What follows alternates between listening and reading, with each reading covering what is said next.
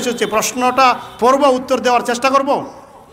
যে প্রশ্ন, আপনি তো একজন গবেষক, আলেম, বক্তা, তাই আপনার কাছে একটি প্রশ্ন করছি, তা হলো আইনস্টাইনের থিওরি অফ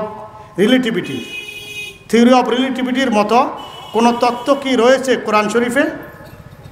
আমি কোনো নাস্তিক নই, শুধু জানার জন্যই এ প্রশ্ন, দয়া করে জবাবদানে বাধিত করবেন। এই প্রশ্নের উত্তর খুব মনোযোগ দিয়ে শুনতে হবে। আইনস্টাইনের থিওরি অফ রিলেটিভিটি, যার উপর ভর করে মানুষ মহাশূন্যে পাড়ি দেয়, চাঁদে চলে গিয়েছে, এর মধ্যে একটা অংশ হলো টাইম ডিলেশন। আমি একবার জুমার বয়ানেও বলেছিলাম টাইম ডিলেশন, কোনো একবার সায়েন্সের আলোচনা করতে গিয়ে বলেছি।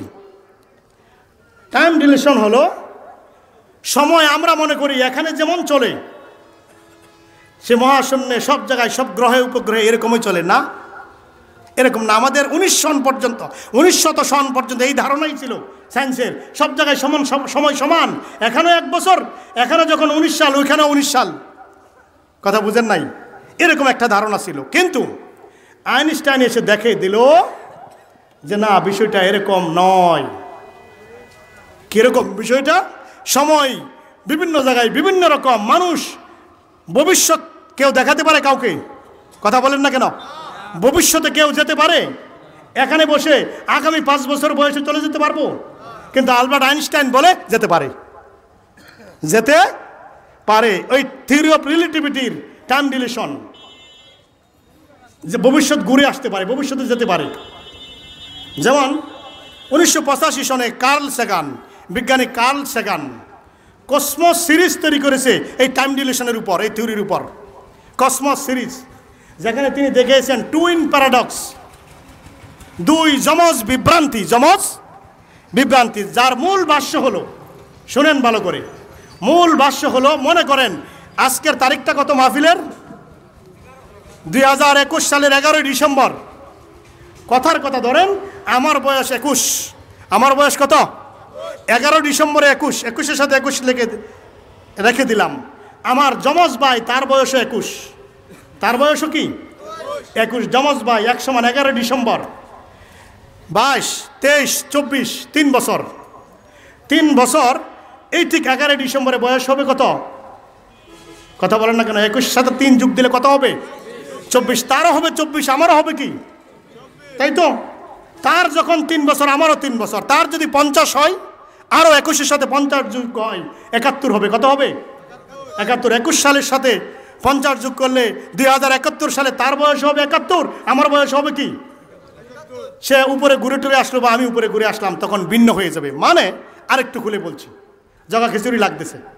বিষয়টা হলো, মনে করেন স্পেসশিপ, যেটা আলোর গতি সম্পন্ন তো না, মোটামুটি আর কাছাকাছি, প্রতি সেকেন্ডে 1,86,000 মাইল, প্রায় প্রতি সেকেন্ডে আলো চলে 3 লক্ষ কিলোমিটার। তাহলে 1 মিনিটে কত যাবে? 60 সেকেন্ডে।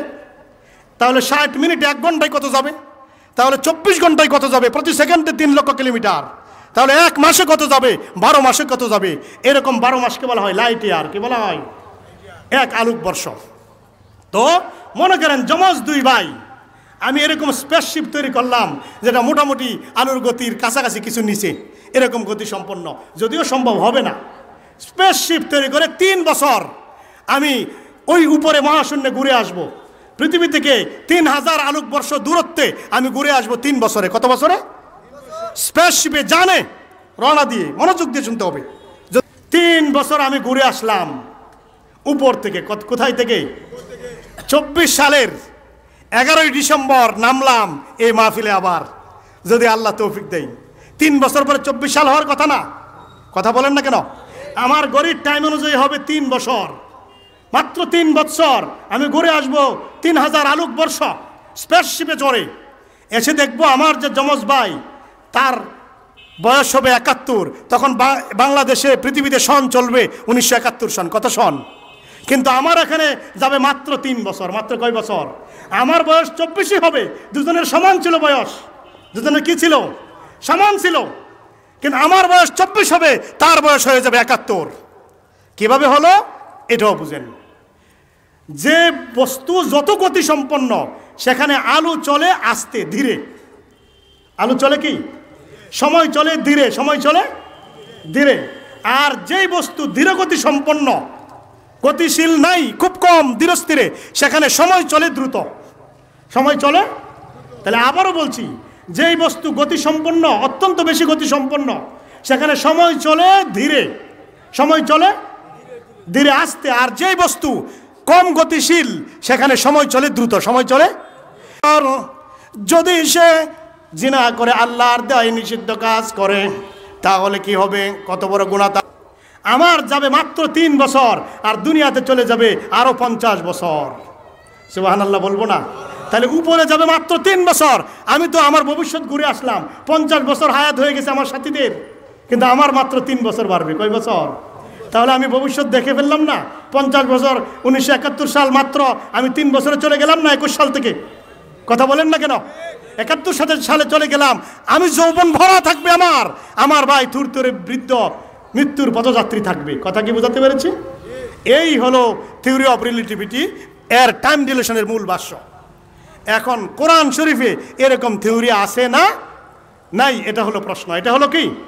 কোরআনে কারিমে এরকম থিওরি রয়েছে কি নাই?